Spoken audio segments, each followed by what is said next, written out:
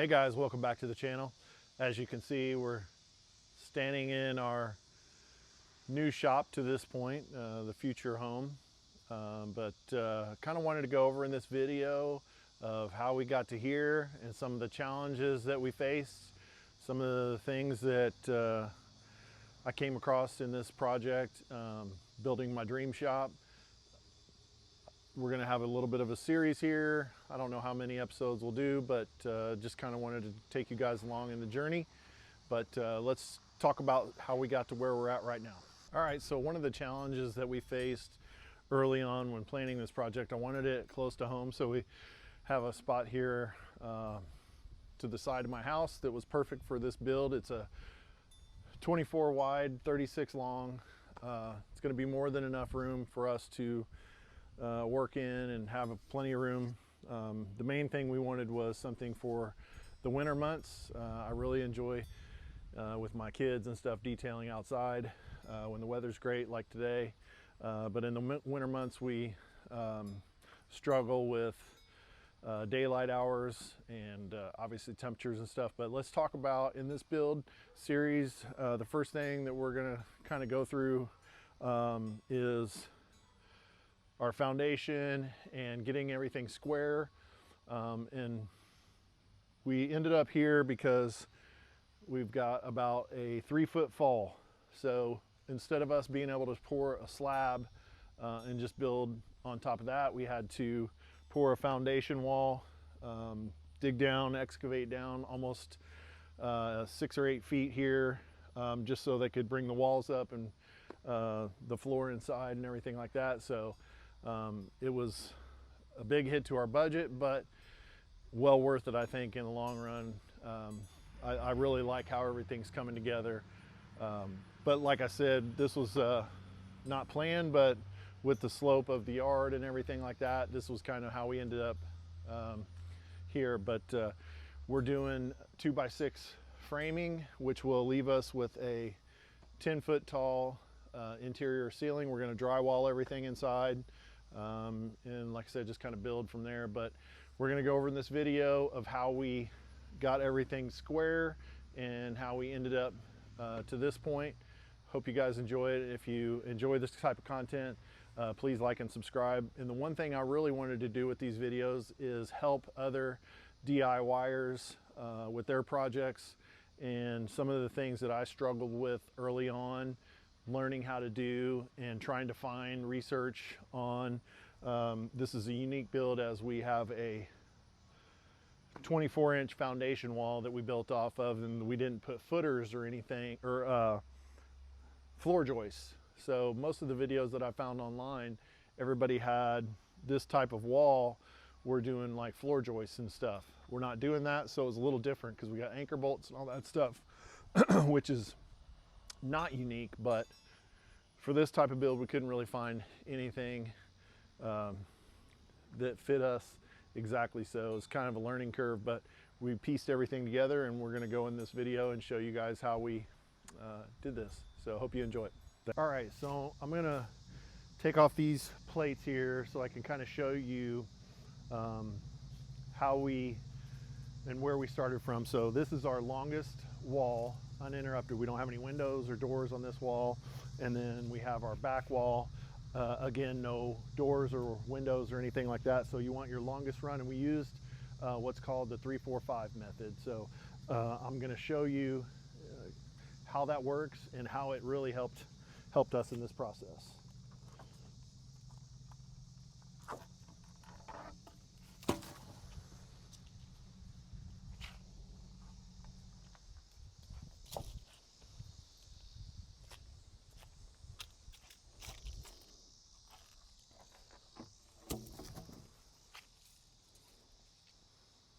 Okay, so we're starting here at our corner, and we wanted to give ourselves 3/4 of an inch for our OSB. So what we did first was we marked a line here at 3/4 of an inch, and we came over here and did the same thing, and we marked 3/4 of an inch.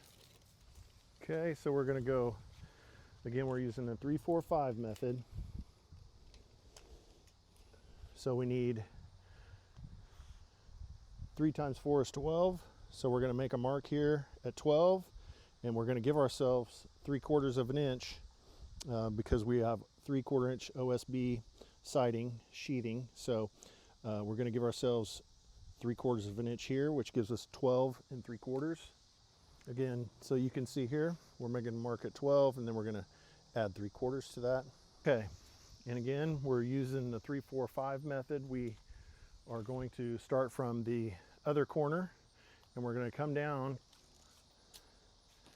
because 3-4-5. So we went 3 times 3, or I'm sorry, 3 times 4 is 12. Now we need the 4 times 4, which is 16. We're going to add 3/4 to that. So we're going to come down here to the 16-foot mark, add 3/4, and we've got our line marked right here. So here you can see we've made a long horizontal line here because we're not quite sure where everything's going to touch yet, but we've gone to 16 feet, we've added 3/4, and we made a long horizontal line right here.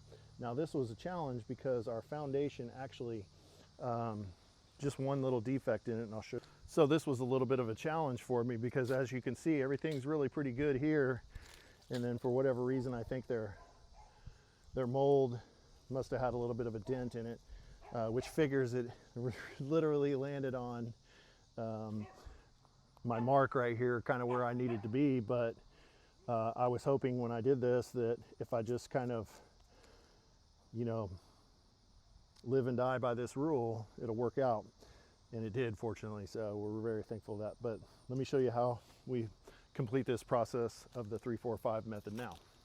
Okay, so 3-4-5 method, here's where it all comes together. So we've gone the longest wall. We did 3 times 3, or I'm sorry, 3 times 4 is 12. We got our 12-foot mark plus 3/4, so 12 3/4.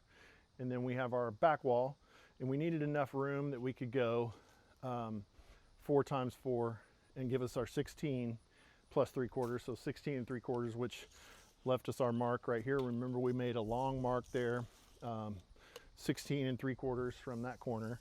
So now we finish it up with 5 times 5. Now we don't have to add the 3/4 to the diagonal here, so let me show you how that looks. Okay, so I just drove a nail in at my 12 3/4 mark. Now we're looking for the 20-foot mark because it's 5 times 5 is 20. Now with our long line right here, we want to make a mark where it touches the tip on our 20. So you can see it touches right here. So we made a mark right here that gave us our perfectly square layout that allowed us to then chalk our lines based off these marks. So one of the things, you know, that I was worried about was how to lay out these base plates to make sure that we were going to be square and everything. So the 3-4-5 method really worked out great for us. As you can see here, this thing is as straight as it gets. And then what it allows you to do, once you get these two lines marked off, you can measure your cross distance,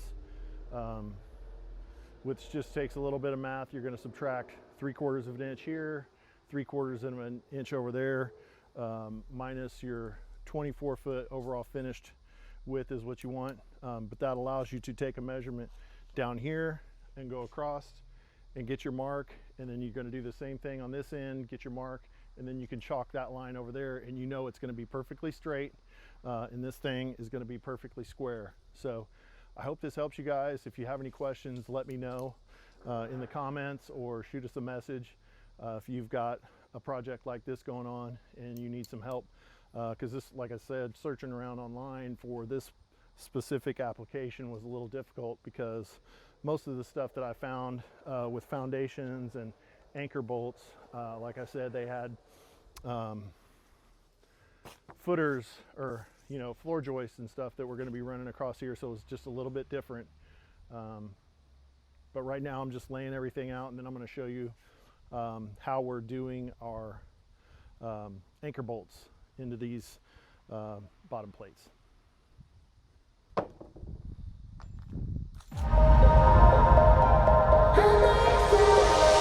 Sometimes I really wonder why I fool myself again and again. 'Cause I sit here crying when you're out